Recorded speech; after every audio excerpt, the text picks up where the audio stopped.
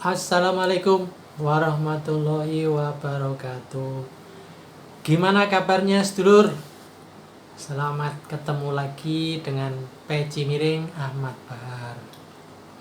Beberapa hari ini saya membaca berita dan melihat beberapa tayangan video. Ada hal menarik yang perlu saya berikan komentar dan masukan kalau boleh, yakni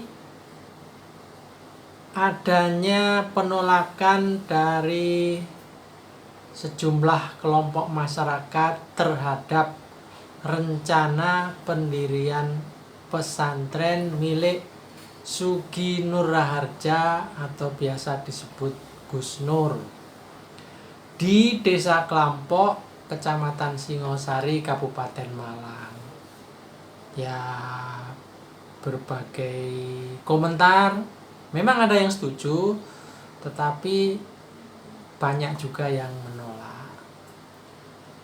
Dalam menghadapi seperti ini, kebetulan saja itu pernah juga saya alami dulu, ya kira-kira 10 tahun yang lalu. Ternyata mendirikan pesantren itu memang tidak mudah ya. Maksud baik belum tentu bisa diterima baik oleh masyarakat. Kalau saya perhatikan dari penolakan yang ada di masyarakat Kecamatan Singosari, Kabupaten Malang, ini memang lebih ke soal kehadiran sosok Gus Nur atau Sugi Nur Raharja ini. Kenapa? Karena seperti kita tahu di dalam YouTube-nya, di dalam gerak dan kegiatannya, banyak yang kontroversial, banyak yang dibully, banyak yang dijadikan guyonan. Jadi saya juga sebenarnya tertariklah dengan sosok Gus Nur ini. Apalagi setelah saya perhatikan, sebenarnya gurunya Gus Nur itu salah satunya juga MH Ainun Najib. Jadi sebenarnya ya sama kontroversinya sebenarnya. Barangkali meniru gurunya kontroversinya ya, tapi di hal yang lain. Tapi memang kalau saya lihat video-videonya, apalagi yang membuli begitu ya, subhanallah, memang netizen ini maha kejam gitu ya. Kalau sudah membuli, waduh, subhanallah. Jadi maksud baik memang belum tentu bisa diterima oleh masyarakat gitu. Ini sekedar masukan saja kepada Gus Nur yang sangat bersemangat untuk mendirikan pesantren. Setelah saya coba analisa, barangkali ini keberatannya itu pertama soal didengung-dengungkan atau digembor-gemborkan oleh Gus Nur bahwa pesantrennya nanti itu gratis. Sementara barangkali di lingkungan masyarakat sekitar di situ, sebagian besar barangkali kalau ke pesantren itu tetap membayar, walaupun mungkin tidak besar gitu ya. Nah, ini saya kira juga satu persoalan, tetapi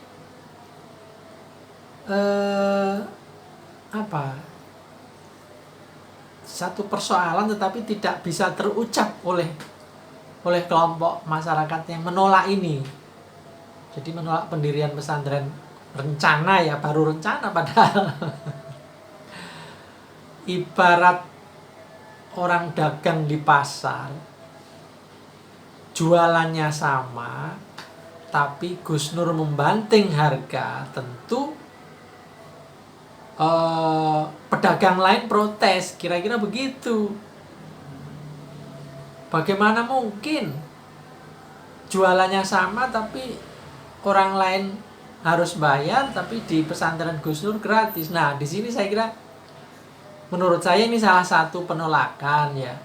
Ya baiknya Gus Nur ini saran, jangan gratis lah gitu ya, membayar dikit-dikit sehingga persaingan sesama pesantren di situ bisa fair gitu, tidak jomplang begini gitu. Yang kedua, misi pesantren Gus Nur ini apa sebenarnya? Kalau dari cerita-cerita Gus Nur sendiri kan sebenarnya pesantren ini untuk hafal Quran.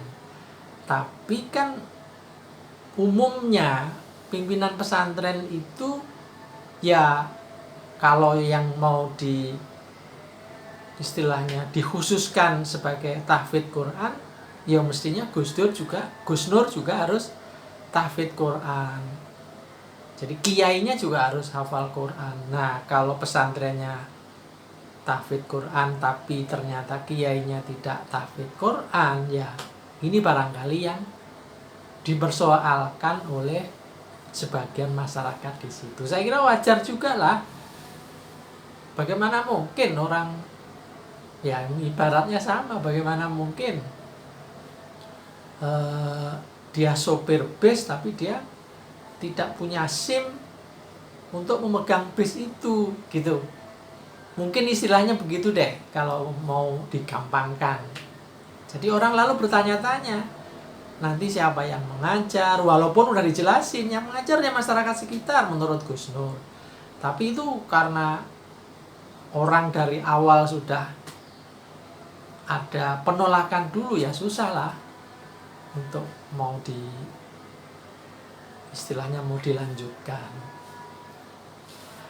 Kalau mau dilanjutkan, saya punya saran ya. Jadi Gus Nur ini sebenarnya kan punya potensi luar biasa dalam komunikasi, dalam berbisnis, dalam membantu masyarakat. Jadi barangkali memang harus menggandeng satu tokoh untuk bersama-sama mendirikan apa yang diinginkan oleh Gus Dur itu. Jangan sendirian begitu. Istilahnya jangan menjadi orang yang di depan semuanya gitu. Sehingga kesan yang diperoleh masyarakat ya, yang akan diajarkan ya seperti apa yang Gus Nur selama ini dakwahkan. Yang kontroversi itu, yang dalam tanda kutip ada yang menyebut radikal, ada yang menyebut Ustadz kok miso-miso dan seterusnya. Nah, jadi kan pesantren kan figur, ingat pesantren itu figur kiai loh yang dijual. Istilahnya yang dijadikan unggulan itu figur kiainya gitu. Atau kalau tidak sistem dan manajemennya yang diunggulkan.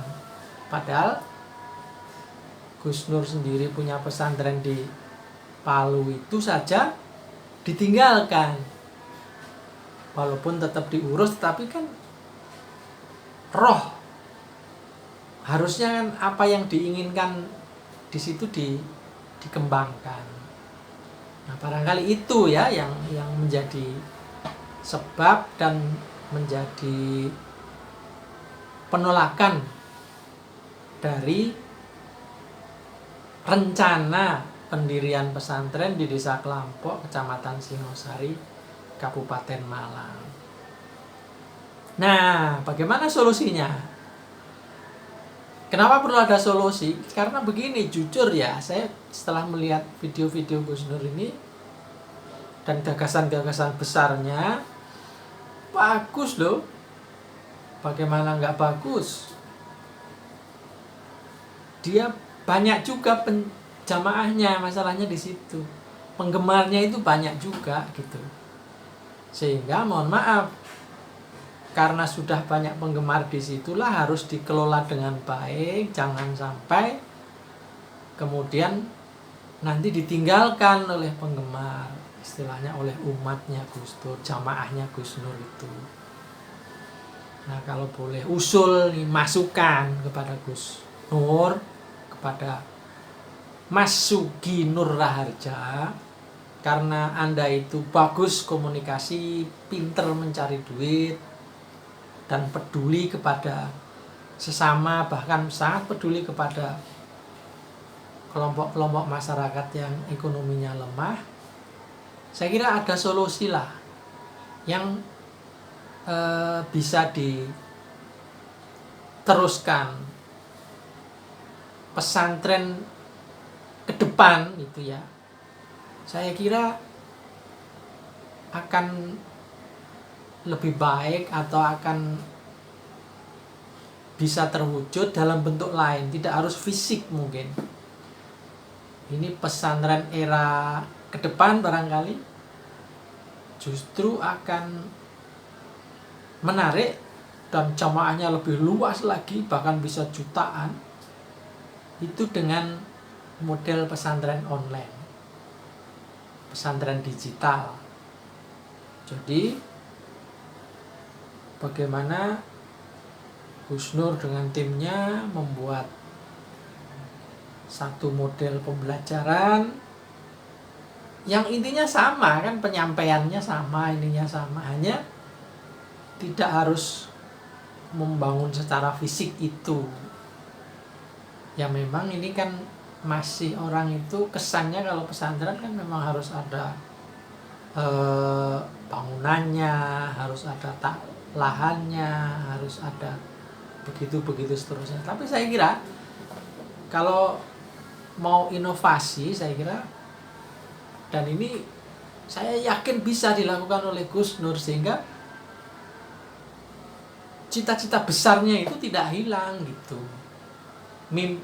Kata Gus Nur di beberapa videonya kan, mimpi-mimpinya yang ingin menciptakan 1.000.000 tahfidz misalnya, itu kan bisa gitu, tidak harus membangun pesantren secara fisik gitu.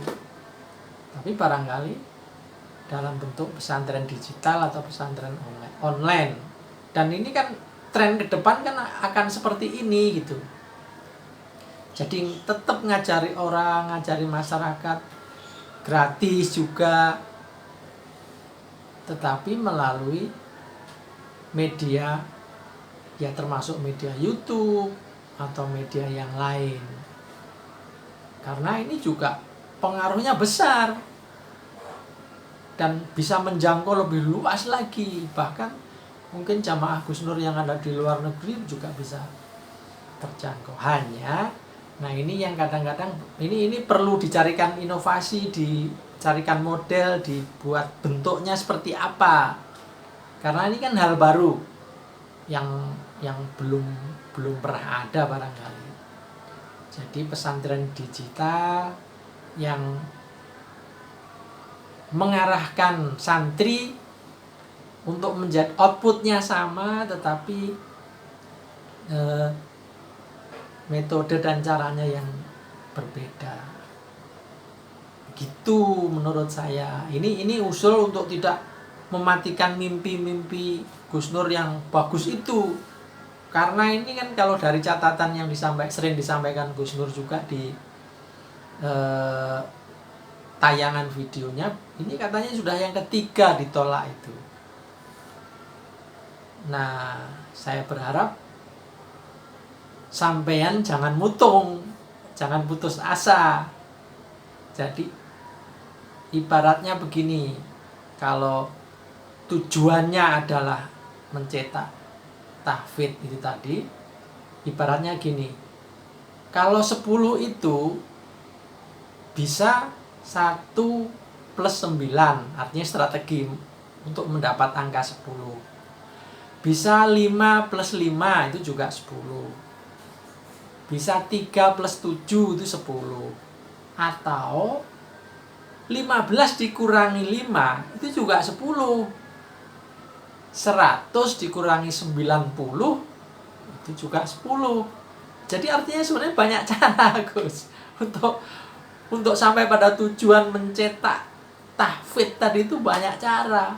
Barangkali selama ini literatur yang kita dapat, pemahaman yang kita peroleh, untuk mendapatkan angka 10 itu kita tahunya hanya 5 tambah 5 gitu. Ternyata 20 dikurangi 10 itu hasilnya 10 juga gitu loh. Ini maksud saya bicara strategi. Jadi kalau ditolak dari sisi ini, saya kira jangan kemudian mutung. Gusuk mutungan. Jadi saya termasuk orang yang punya pendapat bahwa teruskan Gus. Cita-cita mencetak pesantren, mencetak tahfidz 1 juta tahfidz tadi teruskan. Tidak harus dalam bentuk pesantren dalam pengertian fisik ya, tapi bisa pesantren online atau pesantren yang lain. Saya yakin Gus Nur dengan kecerdasan dan think big-nya, berpikir besar itu, saya kira bisa. Ya ini sih masukan, karena jujur saya sendiri juga sudah pernah mencoba mendirikan pesantren. Tanahnya ada, tanah wakaf dari almarhum ibu saya, Ibu Siti Khadijah di Blitar, di Desa Gedok, Kecamatan Sananwetan, Kota Blitar. Tanahnya sampai hari ini masih ada. Saya pernah mendirikan di situ. Salahnya tidak kulon nuwun. Saya orang Jakarta, tahu-tahu bersih-bersih, tahu-tahu mulai membangun gitu ya, itu sama lah dengan Gus Nur ini gitu. Dan ini saya juga nawarkan kalau Gus Nur mau, ada tuh tanah wakaf keluarga saya di Blitar, sok silahkan dipakai kalau mau membuat pesantren.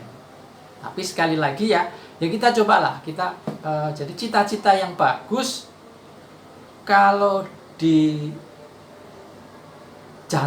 dengan cara yang kurang bagus, mungkin hasilnya jadi juga kurang bagus. Jadi sekali lagi, saya termasuk orang yang tertarik dengan panjenengan karena cara berpikirnya luar biasa. Tapi ya kalau ada masukan dari orang lain, dan saya kira Anda sudah sering mendapat masukan, misalnya kurangi misuh-misuhnya, gitu-gitulah kira-kira. Terus hal-hal yang kira-kira membuat orang menjadi risih, itu ya saya kira tidak boleh itu diikuti, supaya nanti siapa tahu dari setelah Anda berubah, orang menjadi makin suka kepada Anda, dan yang makin suka kepada Anda juga udah banyak saya kira. Buktinya ketika Anda mengumumkan untuk akan mendirikan pesantren, yang bantu juga banyak kan, yang membantu dana, berinfak, bersedekah dan lain-lain.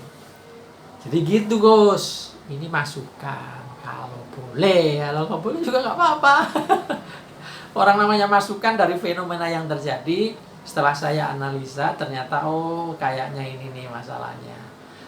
Dan kalau itu Anda teruskan, yakinlah itu akan susah sendiri nanti gitu. Jadi mungkin Anda juga sama dengan saya, tidak kulonwun duluan, tapi sudah keburu main pasang plang, mengumumkan di YouTube, pastilah rakyat atau masyarakat kita ini jangan dianggap sama dengan Anda. Orang itu otaknya macam-macam, istilahnya RAM-nya beda-beda. Mungkin cara berpikir Gus Nur terlalu cepat, sementara rakyat atau masyarakat di sekitar situ masih sangat tradisional. Jadi hal-hal semacam ini saya kira indah kalau dikomunikasikan. Saya kira gitu, kurang lebihnya mohon maaf. Assalamualaikum warahmatullahi wabarakatuh.